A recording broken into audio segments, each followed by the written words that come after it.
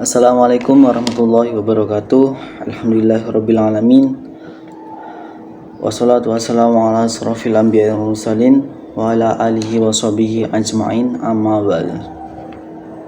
Yang kami hormati kepada Bapak Dr. Andes Ahmad Ikhwanul Mutakin MPDI, yang selaku dosen mata kuliah model dan strategi belajar mengajar.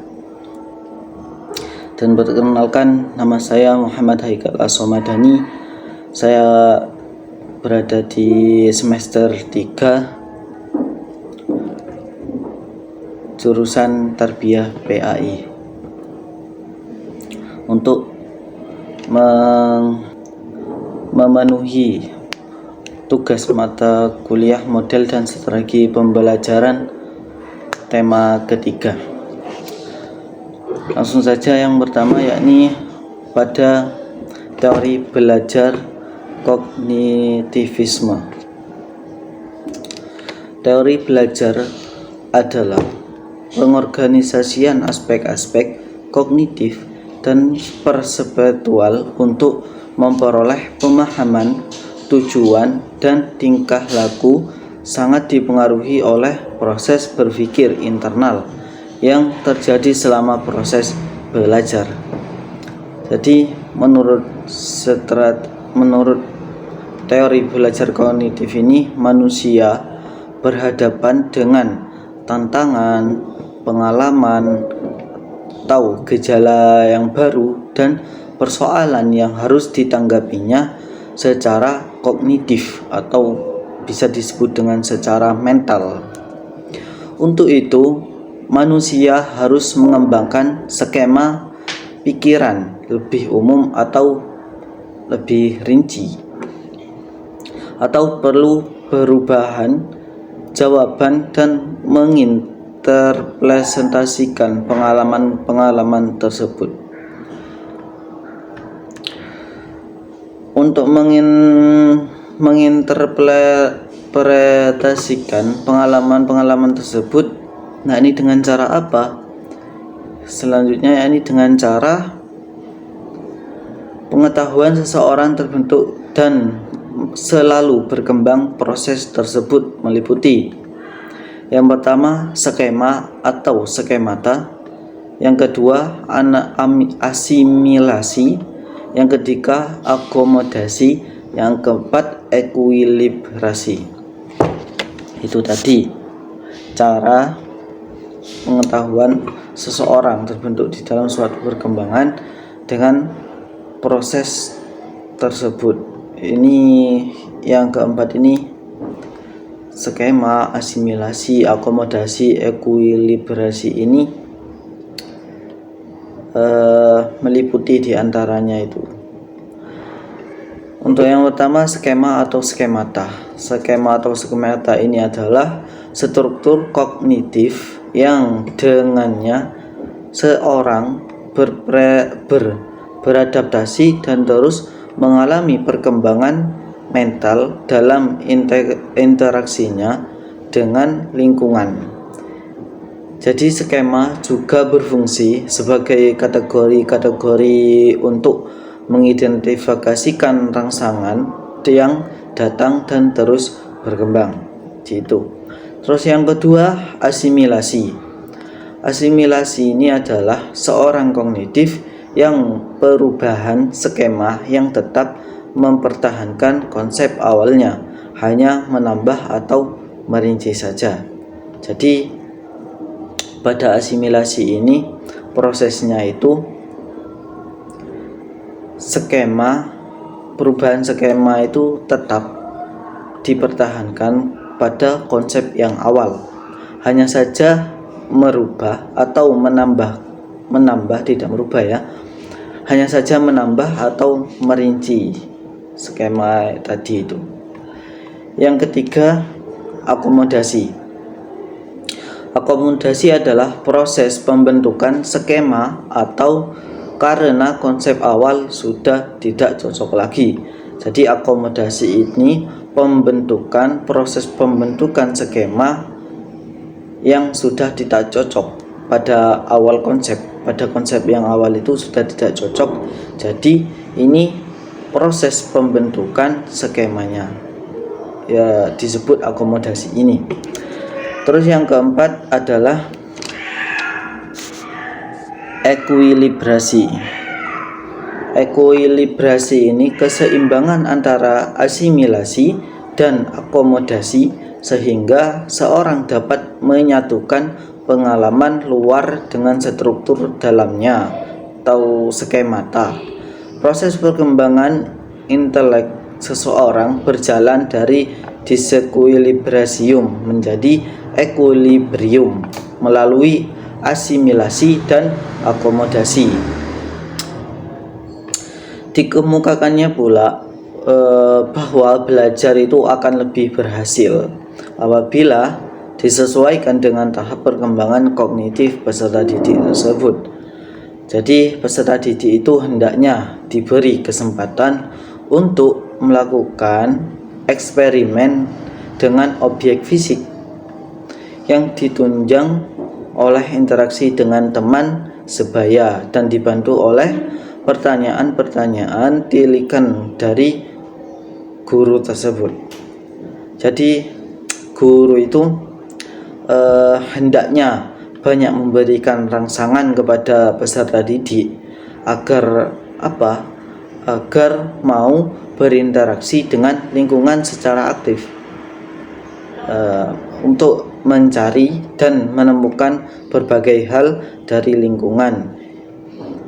Implikasi teori perkembangan kognitif Piaget dalam pembelajaran ini adalah yang pertama itu ada bahasa. Ini saya tidak cantumkan di PPT-nya. Untuk yang pertama ini bahasa dan cara berpikir anak itu berbeda dengan orang dewasa. Oleh karena itu guru itu mengajarkan dengan menggunakan bahasa yang sesuai dengan cara berpikir anak tersebut. Terus yang kedua, anak-anak akan belajar lebih baik apabila dapat menghadapi lingkungan dengan baik. Jadi guru itu harus membantu agar anak-anak atau peserta didik itu dapat berinteraksi dengan baik dengan lingkungan, dengan menghadapi lingkungan dengan baik.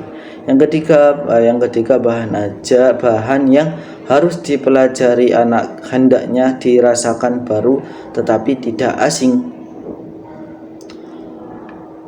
Jadi bahan yang harus dipelajari anak-anak itu hendaknya yang dirasakan itu harus baru tetapi tidak asing bagi anak-anak tersebut.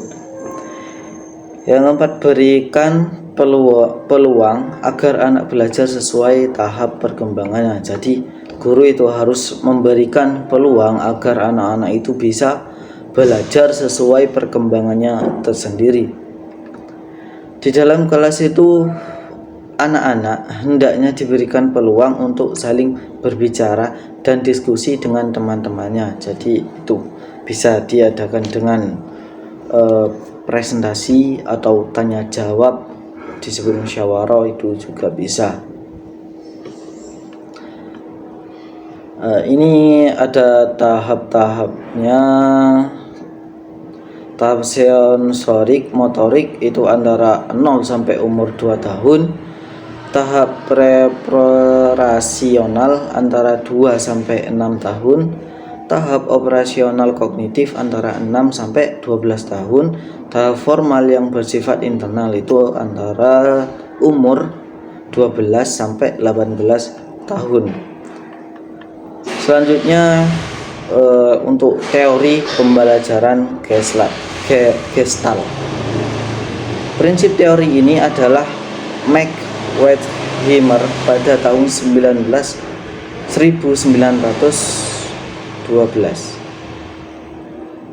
Ia mengadakan eksperimen pengamatan mengenai suatu inovasi berkembang dan pengamatan yang membedakan antara pengamatan visual dan fenomena fisik. Jadi bersama-sama dengan kurva yang Wolfgang Kohler, mereka itu mengembangkan hukum-hukum yang dan pengamatan penerapannya dalam belajar dan berpikir. Selanjutnya beda dengan teori behavioristik yang tadinya itu mengabaikan peranan pemahaman atau insting dalam belajar. Teori Gaslat justru menganggap bahwa insting itu adalah inti belajar, sehingga belajar pada dasarnya adalah insightful learning. Apa itu insightful learning? Di sini ada ciri-cirinya sebagai ciri utama belajar. Menurut teori Gaslat ini, kemampuan dasar. Yang pertama, kemampuan dasar merupakan faktor yang sangat berpengaruh terhadap insightful learning. Selanjutnya, kemampuan dasar itu dipengaruhi oleh beberapa aspek, diantaranya pada usia atau perbedaan kemampuan dan keanggotaan individu dalam suatu spesies. Jadi terus selanjutnya itu insting ditentukan oleh pengalaman masa lalu. Hanya mungkin ada apabila situasi belajar diatur dan dikondisikan. Insting biasanya didahului oleh proses mencari dan mencoba-coba. Insting yang telah diperoleh dapat digunakan untuk menghadapi situasi lain. Di sini ada beberapa aplikasi teori Gaslat dalam proses pembelajaran, yakni meliputi pengalaman tilikan, yang kedua pembelajaran yang bermakna, perilaku yang bertujuan atau bahwa perilaku itu terarah pada tujuan. Yang keempat yakni prinsip ruang hidup. Yang kelima transfer dalam belajar, yaitu apa? Yaitu memindahkan pola-pola perilaku dalam situasi pembelajaran tertentu ke situasi lainnya. Oleh karena itu, guru itu hendaknya dapat membantu peserta didik untuk menguasai prinsip-prinsip pokok dari materi yang diajarkan. Untuk selanjutnya, teori humanisme. Teori belajar humanisme ini adalah teori yang berorientasi pada aspek kemanusiaan. Proses pembelajaran harus berasal dan berakhir pada manusia itu sendiri. Teori ini terpusat pada ide atau cara-cara dalam belajar agar para peserta didik dapat merasa nyaman dan senang untuk belajar, karena tujuan teori ini untuk memanusiakan manusia. Pada proses pembelajaran harus memiliki makna, sehingga proses pembelajaran yang dilakukan tidak menjadi sia-sia. Jadi menurut teori humanisme ini, tujuan belajar itu adalah untuk memanusiakan manusia.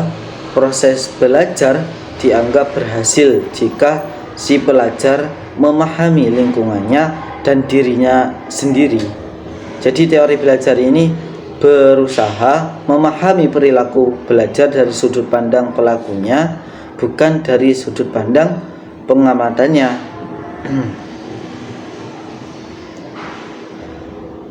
Terus pentingnya guru itu memperhatikan prinsip pendidikan dan pembelajaran. Jadi yang pertama, menjadi manusia itu berarti memiliki kekuatan yang wajar untuk belajar. Siswa tidak harus belajar tentang hal-hal yang tidak ada artinya. Yang kedua, siswa akan mempelajari hal-hal yang bermakna bagi dirinya. Pengorganisasian bahan pelajaran berarti mengorganisasikan bahan dan ide baru sebagai bagian yang bermakna bagi siswa tersebut.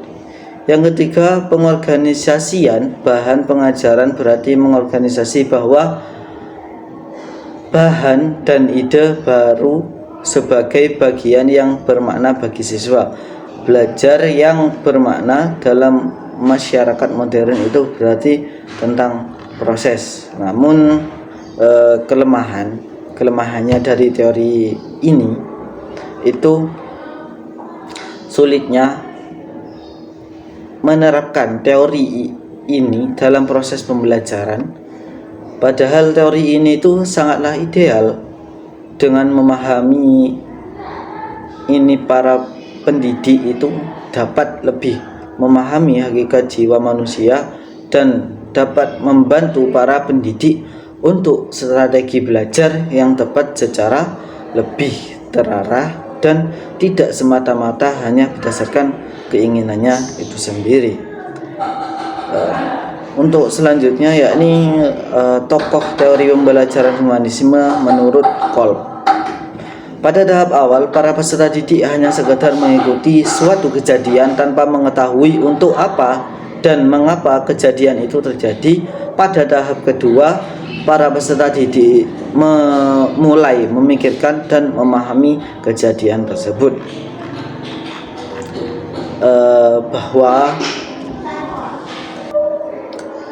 Bahwa belajar dapat dibagi 4 tahap, diantaranya yakni pengalaman konkret, pengalaman reflektif, dan kreatif.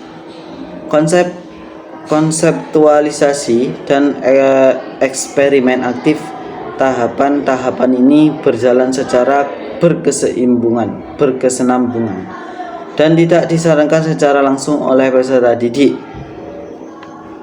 Pengalaman konkret ini merupakan pengalaman yang dialami secara langsung oleh peserta didik tersebut. Tetapi para peserta didik itu belum mengetahui alasan dari pengalaman tersebut bisa terjadi. Bisa dibilang hal ini merupakan tahap awal dalam proses pembelajaran. Selanjutnya, reflektif dan kreatif merupakan tahap yang menunjukkan bahwa siswa telah melakukan aktivitas mengamati dalam proses pembelajaran serta mulai berusaha untuk memahaminya. Jadi itu. Lalu konseptualisasi itu merupakan aktivitas yang telah dilakukan oleh siswa berupa penciptaan abstraksi dan teori-teori lainnya. Hal ini dilakukan siswa dengan menunjukkan sikap atau aturan-aturan prinsip yang digeneralisasikan terhadap berbagai fenomena yang terjadi. Eksperimen aktif merupakan tahapan peserta didik dalam mengimplementasikan suatu aturan umum yang telah diterima kepada situasi yang baru atau yang akan terjadi, sehingga peserta didik tersebut itu dapat menyelesaikan masalah-masalah yang mereka alami di dalam kehidupan sehari-hari, khususnya pada proses pembelajaran tersebut.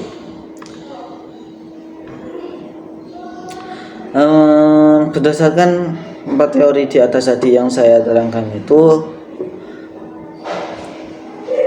mengategorisasikan peserta didik itu menjadi 4 macam tersebut: aktif, reflektor, teoris, dan pragmatis.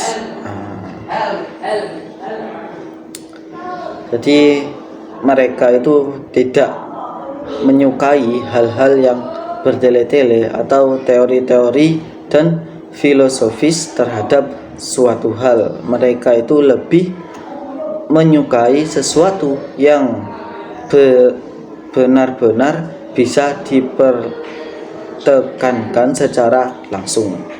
Jadi itu tadi. Mungkin